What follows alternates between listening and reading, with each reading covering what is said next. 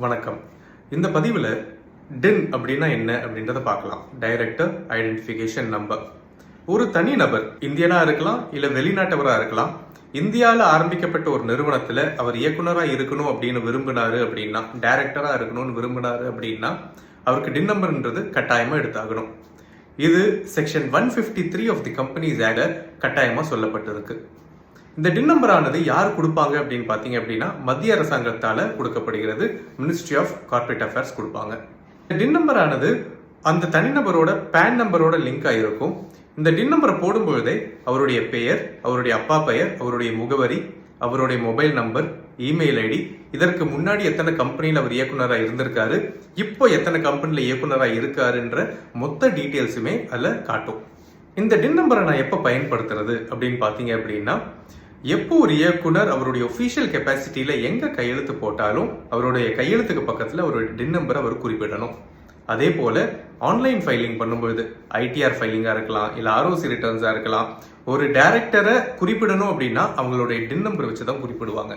ஒரு தனிநபர் பல நிறுவனங்களில் இயக்குனராக இருக்கலாம். அப்படி இருக்கும்போது ஒவ்வொரு நிறுவனத்திற்குமே தனித்தனியாக டின் நம்பர் எடுக்கணுமா அப்படின்னா அப்படி கிடையாது. ஒரு தனிநபருக்கு ஒரு டின் நம்பர் தான் கொடுக்கப்படும். அந்த டின் நம்பர் வச்சு தான் அவர் எல்லா கம்பெனியும் இயக்குனராக இருப்பார். ஒரு தனிநபர் 2 டின் வச்சிருக்க கூடாது, அது வைலேஷன். அப்படி ஒருத்தர் ஒரு டின்னுக்கு மேல வச்சிருக்கிறது கண்டுபிடிக்கப்பட்டா அவருக்கு 10,000 ரூபாய் அபராதம் விதிக்கப்படும்.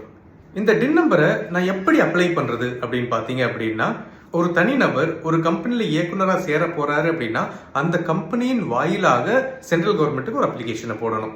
இந்த டின் நம்பர் எடுப்பதற்காக உங்களுடைய கம்பெனி செக்ரட்டரி அல்லது சார்ட்டர்ட் அக்கௌண்டோட உதவியை நீங்க நாடலாம். இந்த டின் நம்பர் ஆனது லைஃப் டைம் வேலிடிட்டி உடையது. இருந்தாலும் வருஷத்துக்கு ஒரு வாட்டி அவங்களுடைய டின் நம்பர் ஆக்டிவா வச்சுக்கிறதுக்காக வருஷம் இயக்குனரானவர் அவருடைய கேவைசியை ஃபைல் பண்ணணும். ஒருவேளை அவருடைய கேவைசியை ஃபைல் பண்ண தவறிட்டாரு அப்படின்னா அவருடைய டின் நம்பர் டீஆக்டிவேட் செய்யப்படும். அப்படி டீஆக்டிவேட் ஆன டின் நம்பரை மறுபடியும் ஆக்டிவேட் பண்றதுக்கு 5,000 ரூபாய் ஃபைன் கட்டுற மாதிரி வரும். இந்த கேவைசி எப்படி ஃபைல் பண்ணணும் அப்படின்றதுக்கு நான் தனியாக ஒரு வீடியோ ஒன்று பண்ணியிருக்கேன். அதோட லிங்க் நான் டிஸ்கிரிப்ஷனில் கொடுத்துருக்கேன். அந்த வீடியோவை பார்க்காதவங்க ஒரு வாட்டி அந்த வீடியோவை பாருங்க. இப்போ நான் எந்த கம்பெனியும் டைரக்டராக இல்லை, நான் என்னோட டின் நம்பர் எனக்கு வேண்டாம், நான் சரண்டர் பண்ண முடியுமா அப்படின்னு கேட்டீங்க அப்படின்னா சரண்டர் பண்ணலாம்.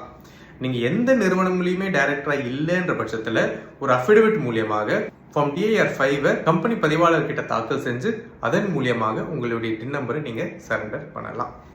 இப்போ உங்களுக்கான ஒரு கேள்வி, இந்தியாவில் முதல் முறையாக டின் நம்பர் யாருக்கு கொடுக்கப்பட்டது அப்படின்றது உங்களுக்கு தெரிஞ்சிருக்கு அப்படின்னா பதிலை கமெண்ட்ஸில் சொல்லுங்கள். நான் உங்களை அங்கே சந்திக்கிறேன். தேங்க்யூ.